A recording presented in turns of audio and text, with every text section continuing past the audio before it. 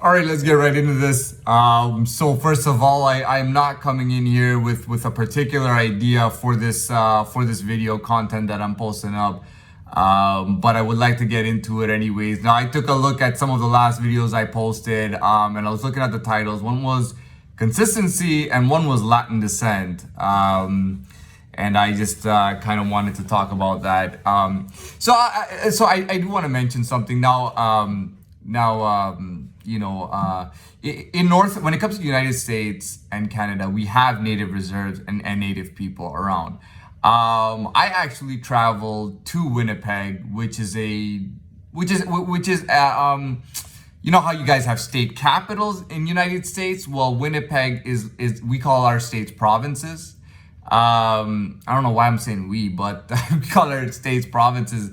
And the province of Manitoba has a city called Winnipeg. This city has a large indigenous population. I think the ratio of indigenous people for a major city is the highest anywhere in Canada. So I went to that city, downtown Winnipeg, and I stayed at a native hotel, a native Indian. The hotel was called the Marlborough Hotel, and it's spelled just the way that you spell the cigarettes, Marlboro, the cigarettes. So this hotel had a big slide with a swimming pool and all this stuff, and I checked it out. They had an in-house casino with slots and all that, and I checked that out. They had the bar, and they had this restaurant. They had a couple of restaurants and all that. Now the hotel was in very bad shape by that time. It was very old, like it was a very very old building, but it was in bad shape. It literally was, back in the days of cowboys and Indians. You know what I mean? Which is odd because we didn't have cowboys in Canada. These people were not cowboys. They were British and they were French, and they were not your American cowboy. And I respect cowboys, by the way. I think they deserve some of the respect that they get. Now, here's the thing. So in Winnipeg, there's no in Winnipeg, what was I saying there? So in Winnipeg, yeah, it's almost like I turned into a cowboy. And I know that sounds funny, but I'm serious. And this was back over a decade ago. But it was over a decade ago. And I got to be honest, it was like I turned into a cowboy. Now, I first came in there with very positive thoughts about Native Indians. The reason being that when I was a kid, part of Canadian history, they teach you some stuff about Native history. We actually got tested on Native history, so we get to know what tribe lived where and did what and what the differences were and all that stuff as elementary school children. Okay, they took us on a field trip to an old village, pioneer village, and we learned about Native stuff and things like that. So. But the thing was that Winnipeg was a real native place. I saw the real face of the natives in Winnipeg. Okay, I still remember. So I was with literally the entire group was white guys from Ontario. And at that time, the funny thing was that we had two different teams. We went to Vancouver, British Columbia, and then we went to Winnipeg. And the funny thing is, I got put on the team with all the town boys. I call them town boys and town guys. They were all guys from small towns that I'd never heard of. Usually they're in Ontario, which is also like the state where they have Toronto, and Toronto's a major city there. So these guys were all from small towns. Now the other team, you had guys from the city, which is really funny. It was a total of 15 of us. And we had two groups, which is basically 7 and 7. And I think there was an extra guy who was just helping out or something. So the funny thing was, their group, when we got there, we were the sober guys. We were called the sober guys. They were called the guys that were not sober, okay? Now, I'm not going to talk about whether they were doing any kind of hard drugs. But what I will say is I knew there was a little bit of cocaine involved, which is funny. I guess there was a big shot, and he had a cowboy hat on, and he was visiting us. He was a big shot from some company, and I guess he wanted to do a line of cocaine, right? Which is fine. I'm not gonna talk about any other drugs people are doing, but the moment we got to the hotel, the first thing the guy said was, all right, whoever wants this, and I forgot what you call it. British Columbia has some amazing marijuana. So he said, whoever wants this type of weed, give me your money. I can get you a quarter ounce or whatever. I can get you, he was getting like big amounts, and all the guys were getting it on that team so they could smoke weed. they were also drinking alcohol regularly. They smoked weed and drank, up until their shift, and then after their shift and all that stuff. We were the sober group.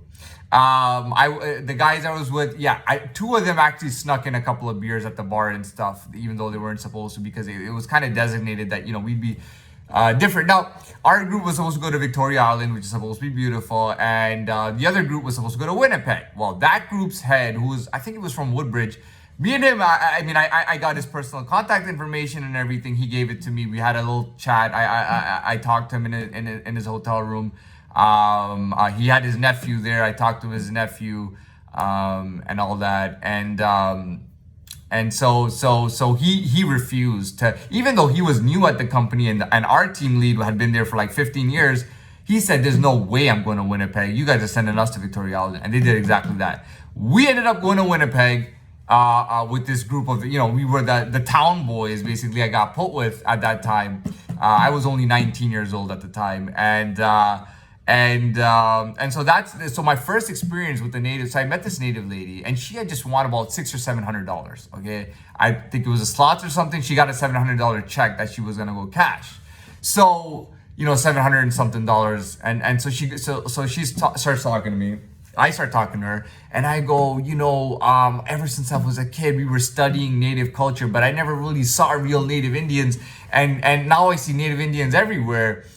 And she just didn't want to talk about it. Her attitude was like, who gives a shit? And then she walks away, and the guy beside me, the guy says to the other guy, he goes, "Man, this guy is looking up to her native stuff, interested, wanting to know about her culture, and these rights that they say that they want to fight for, or we want to fight for these rights, we want to, all the shit that they claim, they don't give a shit about." She doesn't want to answer him or tell him anything about it. So that was that first experience. And then pretty much I'll tell you what was happening. The natives right outside the hotel were robbing people. They said that it was not safe to walk anywhere. I ran, anyways, and it doesn't matter. I had to do something, and I had to literally run to the place and run back. I was jogging though, but at that time I was 19 years old, and guys, our team lead actually got robbed. Right outside the hotel. There was security inside that would call police and stuff, and guys were getting drunk and fighting, native guys, and they get thrown out. But there were guys standing right outside that would literally take your cigarettes and your money. Okay. Fortunately that didn't happen to me. But there were people, and it was all over the hotel reviews. We didn't know. We got there. I checked the hotel reviews, and people said how their cars got broken into. People were getting robbed all the time, all over the place. The police would throw them in the tank, and they'd be out again, and there were so many of them just hanging out up to no good. So that was when, and that was, I think that was the day that I became a cowboy, because I was like, I am not doing this native shit. I mean, school taught me that this was the thing, and I'm not. That was the day I became a cowboy and said, I'll side with the cowboys over the native Indians. I had to go through that experience as with the town boys to understand that when I was on that side, that opposite side at the time. You know what I mean?